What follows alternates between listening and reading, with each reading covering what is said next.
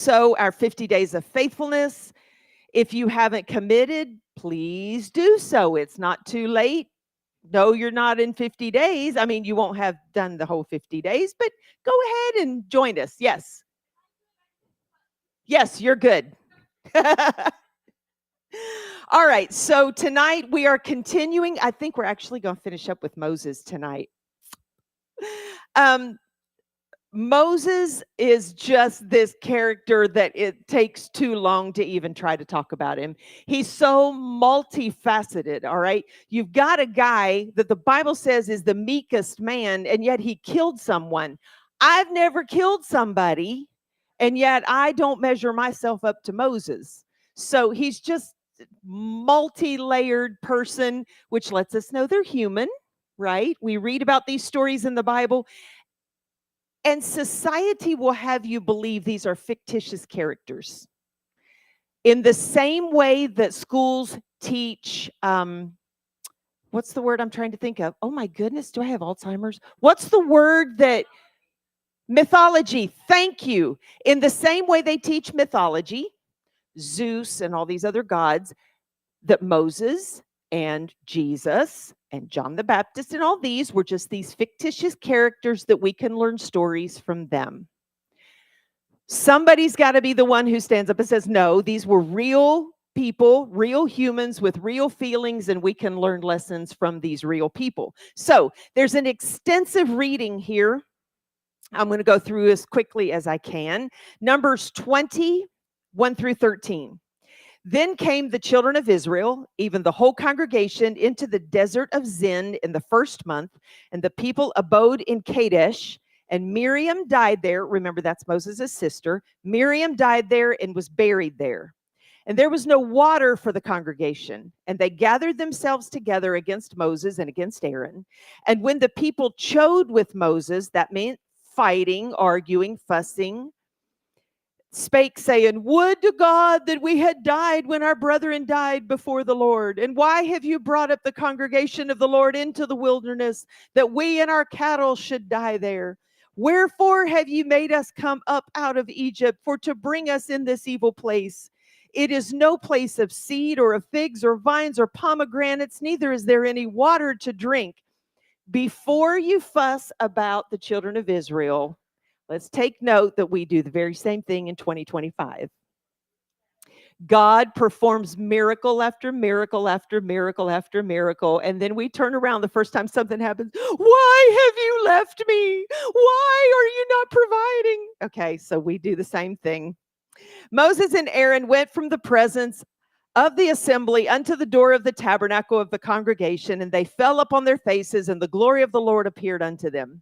And the Lord spake unto Moses, saying, take the rod, and gather thou the assembly together, thou and Aaron thy brother, and speak ye unto the rock before their eyes, and it shall give forth water, and thou shalt bring forth to them water out of the rock. So thou shalt give the congregation and their beasts to drink. And Moses took the rod from before the Lord as he had commanded him. And Moses and Aaron gathered the congregation together before the rock, and he said unto them, hear now, ye rebels, must we fetch you water out of this rock? Moses is an angry elf, okay? And Moses lifted up his hands, and with the rod he smote the rock twice. And water came out abundantly, and the congregation drank, and their beasts also. And the Lord spake unto Moses and Aaron, because ye believed me not, to sanctify me in the eyes of the children of Israel, therefore ye shall not bring this congregation into the land which I have given them. This is the water of Meribah, because the children of Israel strove with the Lord, and he was sanctified in them. So Israel complains because there's no water, and God's brought them out into the desert to make them die. And then Moses is supposed to speak to the rock, right? He's supposed to speak to it. Moses is angry, and on the other side, I can see why. Because he's frustrated.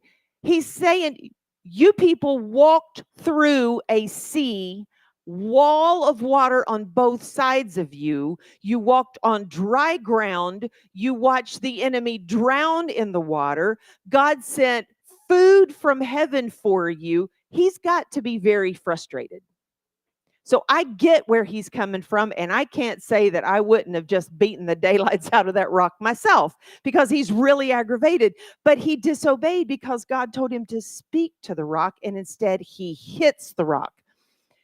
The water still flowed. Even though he disobeyed, the water still flowed. So I have a key point on here. Disobedience in leadership doesn't always look like rebellion, but it always matters. There can be people you are leading and you mess up and it doesn't seem like anybody notices. It still matters to God. This situation right here, okay, the water flowed and everybody was happy. They fed all their animals and they've all got water to drink, and nobody was the wiser. But it kept Moses from entering the promised land because he was not obedient. There is a correlation here that I want to make sure that we get. Our rock is Christ Jesus, correct? It's already been struck once. He was hung on a cross, all of that. So speaking to the rock for us is a type of faith in the finished work of Calvary. When I saw that on his notes, I was like, hold up, I got to think about this for a minute. Christ was once smitten for our salvation. He's not to be struck again. Speaking to the rock is a type of faith in the finished work of Calvary. We could do a whole study on that, but we're going to move on. Let's talk about the wilderness. Now, in Deuteronomy, Moses writes, and sometimes he writes things twice. He kind of recaps. He goes through the events that happened in the wilderness, but then he kind of recaps what they did. So Deuteronomy 1-3, he recaps what happened. He talks about the rebellion at Kadesh. He talks about 40 years of wandering, and then he talks about the victories that were won. He reminds the people about God's faithfulness, God's justice, and his mercy. And then we get into Deuteronomy 4-6, and now we're talking about God's law. Can you go to Deuteronomy 6:4-5? This becomes Israel's doctrinal centerpiece. Like even in 2025 today, they still quote this.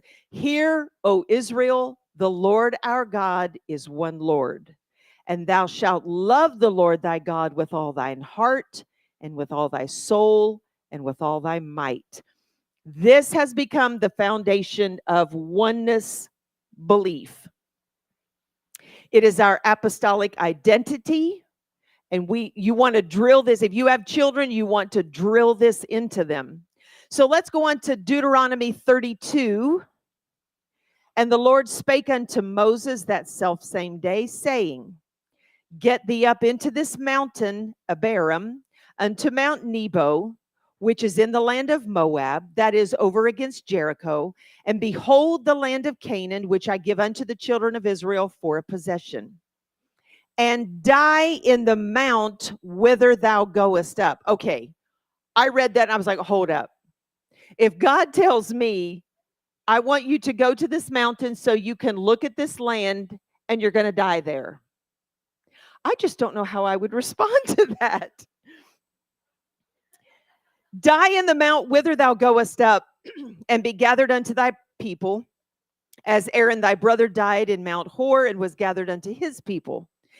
Because ye trespassed against me among the children of Israel at the waters of Meribah Kadesh in the wilderness of Zin, because ye sanctified me not in the midst of the children of Israel.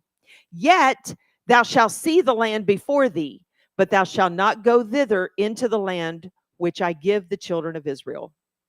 So it's kind of one of those, you get to see it, but you don't get to go into it.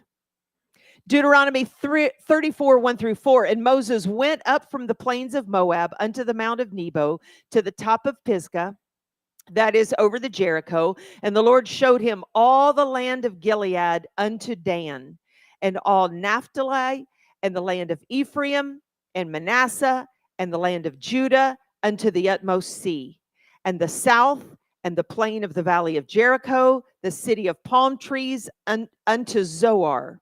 And the Lord said unto him, This is the land which I swear unto Abraham, unto Isaac, and unto Jacob, saying, I will give it unto thy seed. I have caused thee to see it with thine eyes, but thou shalt not go over thither. So the Lord takes him up to Mount Nebo, and he gets to see it all. But this is God's fulfillment of his word. He's told him, you're not going to get to go in there because of what you've done. Do I have the sometimes great leaders? Yes. Sometimes great leaders don't finish where they thought they would, but they finish in God's will. There are going to be times you're not going to come out of a situation like you thought you were going to, but you're still in the will of God. Take Bishop Love, for example. Those of you who were here when Bishop was here, Bishop thought that he was going to fill up that building and he was going to fill up this building and we were going to be in a new building. But just because he passed away before he got to see that happen doesn't mean he was not in the will of God, right? So sometimes great leaders don't finish where they thought they would, just like Moses thought he was going to enter the promised land, but he still finished in the will of God. Moses' legacy was not about reaching the land. It was about raising a people. That's what that was his calling.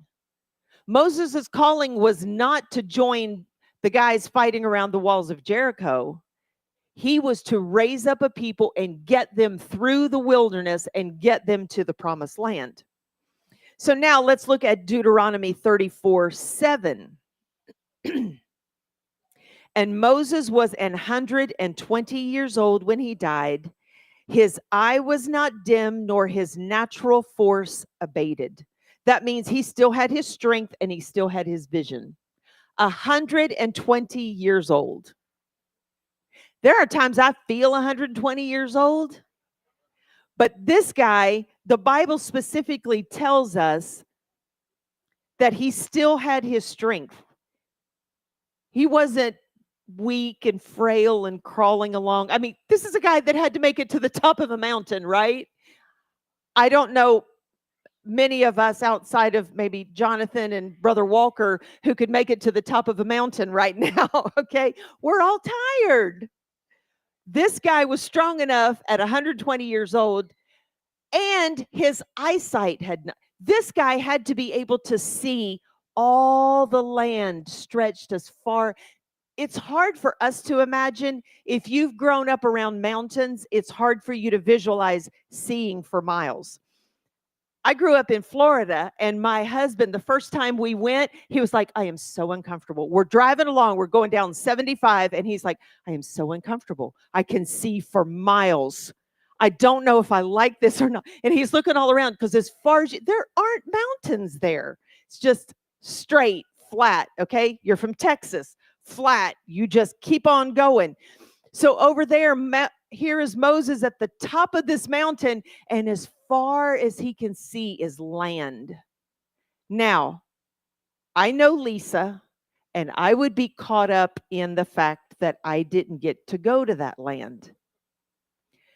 But knowing Moses, like I think we know Moses from reading, I bet he was filled with so much emotion, thinking, our people are going to fill up that land. They're going to build cities as far as he could see. Our people are going to take ownership of all of this. That had to just make him swell up with emotion to see all of this land.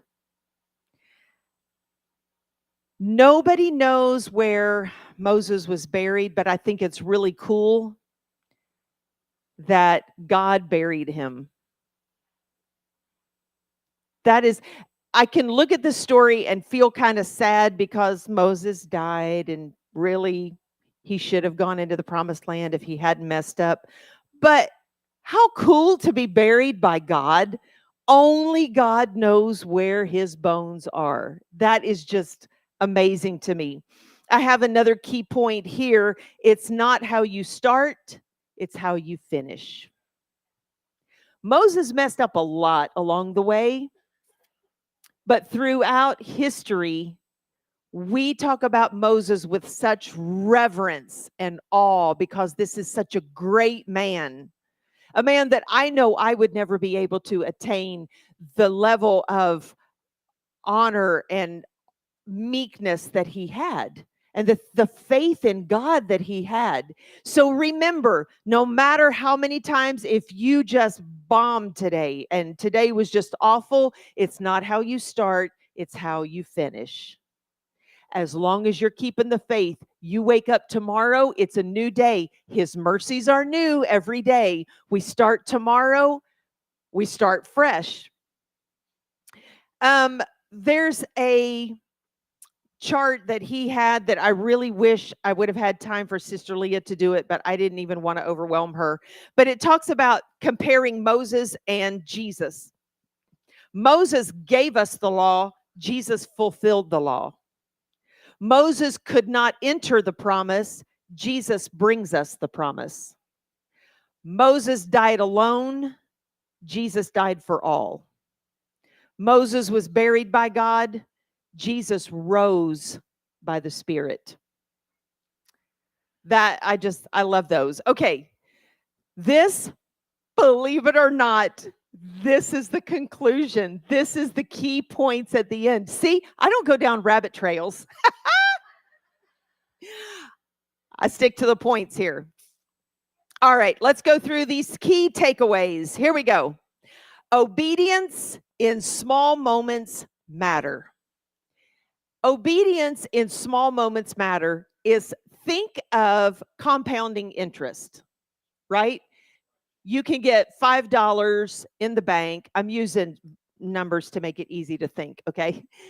You put $5 in the bank, and let's say you get, let's go big. Let's say you get $1 interest on that $5, right? So now you have 6. So then you're going to get interest on $6, and that's going to make, I'm guessing, like 7, 8. The point is, you keep gaining money and you keep gaining interest on that. Small obedience. It doesn't mean much in the moment, but it's building. It's almost like a snowball. It is just building and building.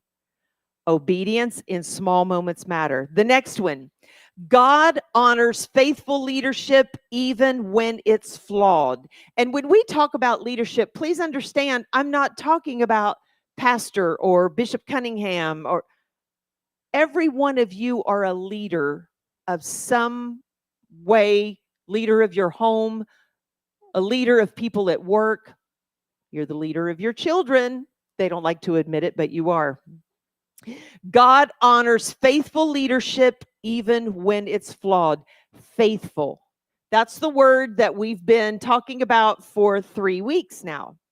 Faithful. It's not how big. It's not that you're praying 14 hours a day. It's the fact that you're consistent and every day you're talking to the Lord. It's not that you got here at 5 o'clock and did whatever, set up tables and set up all the chairs and cooked all the food and served all the food and cleaned up all the dishes. It's the fact that you're here tonight and you'll be here next Wednesday and you'll be here the next Wednesday. That's what it means. Faithfulness matters. The next one, oneness doctrine is central to our covenant identity. Oneness doctrine is what makes us different from generally every other religion out there. Because you have a lot of churches in Charlottesville who speak in tongues. You have a lot of churches in Charlottesville who will sing the same songs this Sunday that we are singing. And they'll probably use the same tracks that we are using. But none of them will believe that there is one God. Hear, O Israel, the Lord our God is one. The next one, God finishes what we start, sometimes through others. If you're following what the Lord wants you to do, that's what's important. You're following Him. Sometimes God finishes what we start through other people. If you have started a Bible study with someone, let's say you've started a Bible study with a family, and you make it through that Bible study, and they just click with somebody else at the church, they just connect better with them. You know what? It's okay to let that person take over and teach the study with them every week, because the bottom line is that family being saved. Sometimes God lets you start something but has somebody else finish it. So don't get discouraged along the way. And the last one, it is possible to die with vision and strength even if your season ends. And I am not referring to die physically. It's possible to die, meaning that we get to the end of one particular season of life. You're still strong. You're still going on, even if that season has ended. Bishop Love had a very, very tough time when he retired, because this was a man who was used to going and going and going, like the Energizer battery, just keep going, keep going, keep going. And then suddenly he retires and he's sitting at home going, what am I doing? I'm not doing anything for God. What is my purpose? What am I supposed to be doing? And he struggled with that. That season of his life had ended as far as pastoring in Charlottesville. He still had strength. He still had a vision for the future. And he found his little, whatever you want to call it, his place in the kingdom. He would go over there to Bonefish and order a piece of that key lime pie and a cup of coffee and start talking to the wait staff. And they would sit down on their break and he would do a quick 1-hour Bible study with them, or a 30-minute Bible study with them. So he still had his strength. He still had his vision, even though that particular season had ended. Don't feel like just because you don't see any results, or maybe you're feeling God push you away from one thing and He's drawing you to something else. That's okay. We can continue working in the kingdom, and we keep on going, keep on going. It is 7:58. Could I have a couple of you guys pass out these? This is the notes you can take home with you. I only did 30. I wasn't sure how many we have. Thank you so much. This is just a recap of what we talked about. It's a summary of the chapters that we've talked about. Moses has died, and now there's a new leader coming along. Next Wednesday, Pastor will be back, Lord willing, and somebody else doesn't come through Charlottesville. He says, hey, why don't you preach tonight? We're going to do Joshua part 1, as for me and my house. That is next week. And I know he would love to open it up for questions right now. If you have a sincere question on your heart, feel free to talk to me afterwards. But I'm thinking school's in session and we are tired and we want to go. And so we can get 15 minutes of cleaning before the kids come, which means we can be totally cleaned up before the kids even get back over here. Yes, ma'am, Sister Christy. Okay. All right. Will you let us know as soon as we dismiss, if you'll just let us know which ones you want to stay, and we'll put the other ones away. All right. There is a grandparents' luncheon at the here for the preschool. Thank you so much. 11:30. Please feel free to come. Mingle with the other grandparents. It's really fun. There's nobody that's mean or ugly or any of that kind of thing. And their grandkids come with them and they eat, and it's just a lot of fun. So feel free to come to that. Hey, it's a free meal, right? And it's good. It's good food. So join us 11:30 on Friday. Thank you all so much for being faithful to the house of God tonight, even though you were tired and had every reason not to come tonight. Thank you so much. I do want to mention Sister Kathy Parker is very sick. That's why they were not able to be here tonight. Brother Mike Parker texted my husband. Kathy was at the ER, so we want to be sure and pray for her. So let's all just take a moment, dismiss in prayer, pray for Sister Kathy, and pray